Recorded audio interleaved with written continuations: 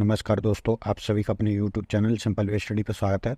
दोस्तों, इस वीडियो में हम मार्च 2024 के पॉलिटी, गवर्नेंस और इंटरनेशनल रिलेशन से संबंधित जो करंट अफेयर्स है उसको कवर करेंगे। ठीक है, तो टॉपिक वाइज करंट अफेयर्स का ये हमारा 7वां वीडियो है। तो इसी तरीके से टॉपिक वाइज अलग अलग हम 6 वीडियोज़ कवर कर चुके हैं, जो आपको टॉपिक वाइज करंट अफेयर्स 2024 की प्ले लिस्ट में मिल जाएंगे। ठीक है, और इस वीडियो के डिस्क्रिप्शन बॉक्स में भी प्ले लिस्ट का लिंक आपको मिल जाएगा, तो वहाँ पर जाकर के ये वीडियो आप देख सकते हैं। और 2-3 टॉपिक इसी तरीके के और भी बचे हैं और अगले 102 दिन में उनको भी कवर कर लेंगे। तो चलिए वीडियो की शुरुआत करते हैं। सबसे पहला प्रश्न है, हैती में फंसे भारतीयों को बचाने के लिए भारत सरकार ने कौन सा ऑपरेशन शुरू किया? तो भारत सरकार ने ऑपरेशन इंद्रावती शुरू किया था। भारत सरकार ने हिंसाग्रस्त कैरिबियाई देश हैती में फंसे भारतीयों को पड़ोसी देश डोमिनिकन गणराज्य में स्थानांतरित करने के लिए ऑपरेशन इंद्रावती शुरू किया था। ठीक है, और जो हैती है वो पूर्व में फ्रांसीसी उपनिवेश रहा है और यहाँ पर जो है भारत का कोई भी राजनयिक दूतावास नहीं है। और वर्तमान में हैती में ये ऑपरेशन जो चलाया है वो इसके पड़ोसी देश डोमिनिकन गणराज्य की राजधानी सेंटो डोमिंगो में स्थित भारतीय राजनयिक दूतावास की निगरानी में चलाया गया है। ठीक है, तो ये देश है हैती और ये है डोमिनिकन रिपब्लिक। तो यहाँ पर तो भारतीय दूतावास है, जबकि हैती में भारतीय दूतावास नहीं है। तो यहाँ पर जो भारतीय फंसे थे उनको पड़ोसी देश इसमें ले जाकर के ऑपरेशन इंद्रावती के माध्यम से सुरक्षित किया गया। स्वतंत्रता के बाद समान नागरिक संहिता लागू करने वाला भारत का पहला राज्य कौन सा बना है? तो ये बना है उत्तराखंड। 13 मार्च 2024 को राष्ट्रपति द्रौपदी मुर्मू जी ने संविधान के अनुच्छेद 201 के तहत उत्तराखंड के समान नागरिक संहिता विधेयक को अपनी मंजूरी दे दी है। ठीक है, और उत्तराखंड विधानसभा ने इसे 17 फरवरी 2024 को पारित किया था। स्वतंत्रता के बाद समान नागरिक संहिता लागू करने वाला उत्तराखंड भारत का पहला राज्य बन गया है। उत्तराखंड के राज्यपाल लेफ्टिनेंट जनरल गुरमीत सिंह ने भारतीय संविधान के अनुच्छेद 200 के तहत विधेयक को राष्ट्रपति की मंजूरी के लिए उनकी सहमति के लिए भेजा था। अब राष्ट्रपति जी से सहमति मिल गई है और ये जो है स्वतंत्रता के बाद समान नागरिक संहिता को लागू करने वाला पहला राज्य बन गया है। ठीक है, और ओवरऑल देखें तो गोवा पहला राज्य है भारत का जहाँ पर जो है पहले से ही समान नागरिक संहिता लागू है। भारतीय राष्ट्रपति द्रौपदी मुर्मू जी मार्च 2024 में किस देश के राष्ट्रीय दिवस समारोह में मुख्य अतिथि के रूप में शामिल हुई? तो ये मॉरिशस के राष्ट्रीय समारोह में शामिल हुई। भारतीय राष्ट्रपति द्रौपदी मुर्मू जी 11 मार्च 2024 को 3 दिवसीय राजकीय यात्रा पर मॉरिशस पहुंची। इस दौरान द्रौपदी मुर्मू जी ने मॉरिशस के राष्ट्रीय दिवस समारोह में बतौर मुख्य अतिथि के रूप में ये शामिल हुई। तो जैसे हमारे यहाँ पर गणतंत्र दिवस पर समारोह आयोजित किया जाता है और हम विभिन्न देशों के अतिथियों को बुलाते हैं, तो उसी तरीके से मॉरिशस का समारोह था, उसमें हमारे राष्ट्रपति जी को मुख्य अतिथि के तौर पर आमंत्रित किया गया था।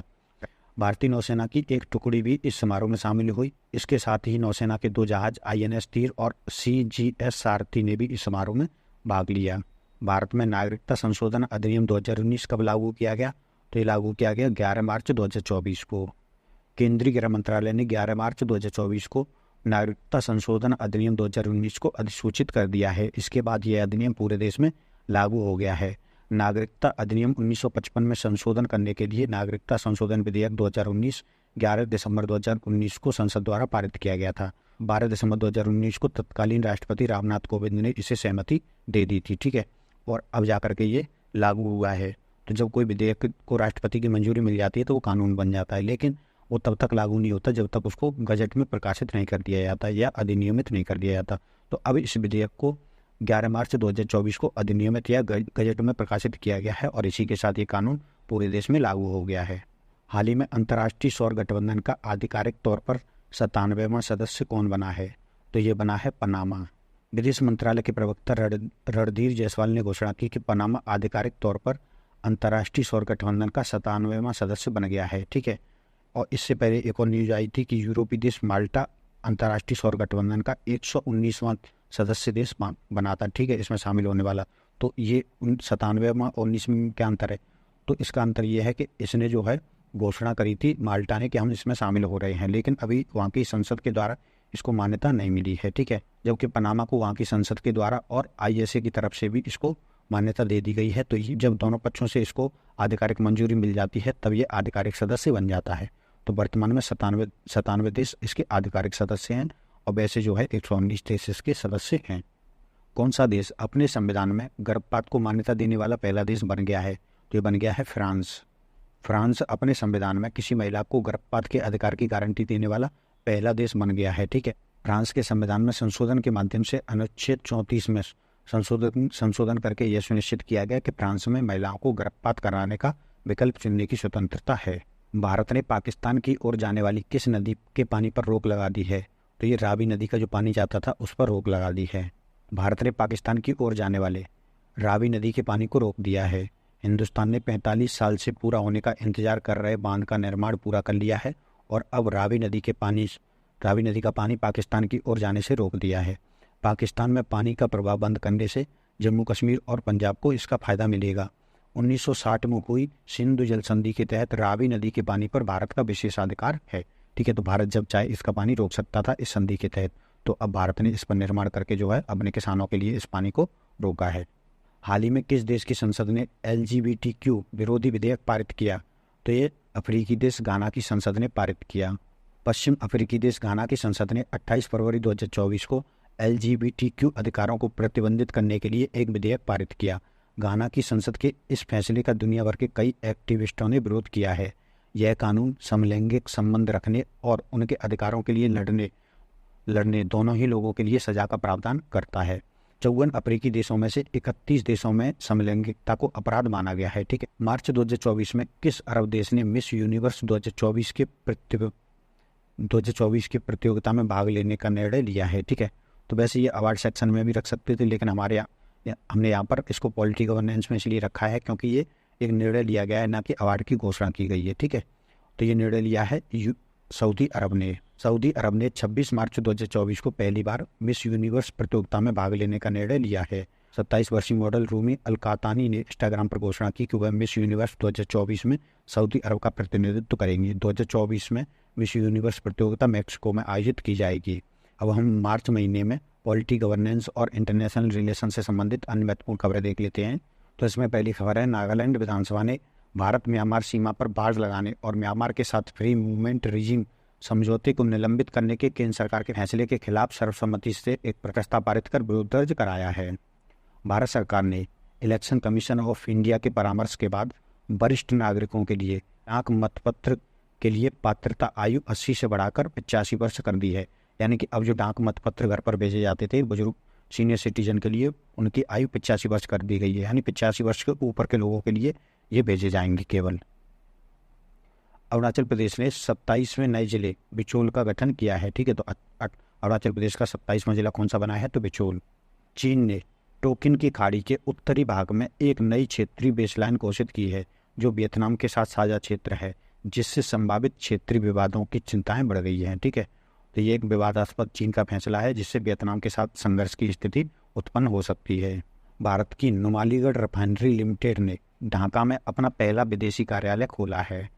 भारत के चुनाव आयोग ने 14 मार्च को अपनी आधिकारिक वेबसाइट पर सुप्रीम कोर्ट के आदेशानुसार चुनावी बॉन्ड का डेटा प्रकाशित किया।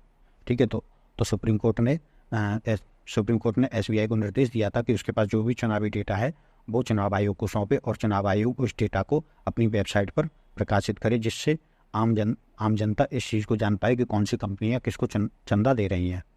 भूटान के प्रधानमंत्री शेरिंग तोब्गे 14 से 18 मार्च 2024 के बीच भारत के 5 दिवसीय आधिकारिक दौरे पर आए। भारतीय चुनाव आयोग ने know your candidate app launch किया है। ठीक है, तो अपने उम्मीदवार को जानो ये ऐप लॉन्च किया है।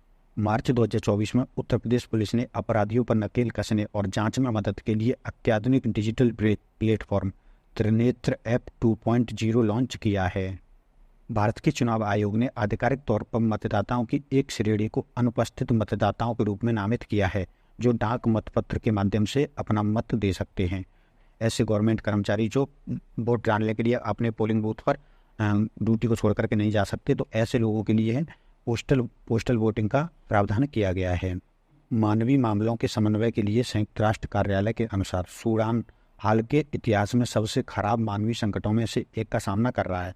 वर्तमान में 18 मिलियन से अधिक सूडानी लोग तीव्र खाद्य असुरक्षा यानी कि भुखमरी का सामना कर रहे हैं, जो पिछले वर्ष की तुलना में 10 मिलियन अधिक है और लगभग 7 लाख से अधिक सूडानी बच्चे गंभीर कुपोषण से पीड़ित हैं। मालदीव के राष्ट्रपति मोहम्मद मुइज़ ने एक स्थानीय मीडिया साक्षात्कार में मालदीव के निकटतम सहयोगी के रूप में भारत की महत्वपूर्ण भूमिका पर जोर दिया है।